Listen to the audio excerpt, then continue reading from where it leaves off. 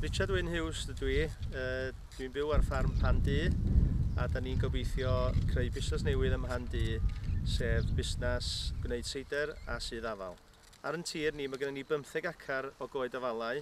Da ni wedi plannu 2000 o goed fala cider traddodiadol a mae gennym ni 800 o goed fala Cymreig gyda enwa fel Enlli, Pig y Deryn, Croen Mochyn, Pig y Glomen, Cocs Cymreig a fala Nant Gwrtheyrn.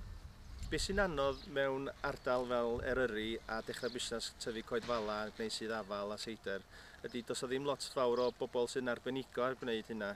A trwy Cywain, nath Cywain gyflwyno ni i mentor nath ddilyn ni o gwmpas am gyfnod ac ar roi ni ar ben ffordd yn broffesiynol iawn.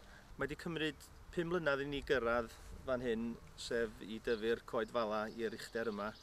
A da ni mewn sefyllfa leni lle fydda ni yn gwneud sydd afal, fydda ni yn gwneud cider ac be oedd rhaid ni gael oedd uned brosesu ac mae'r uned brosesu yna bron iawn wedi ei chwblhau a bydd hi'n agor yn mis Medi 2011 gyda siop i werthu ein cynnyrch.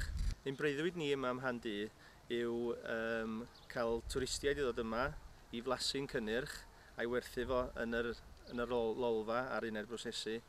A wedyn, byddwn ni eisiau hefyd targedu ein gwestai moethus fel Portsmeirion, Seiant Manor sydd yn lleol, siopa lleol ac hwyrach mynd mor bell ag America iddyn nhw flasu cynnyrch Cymreig.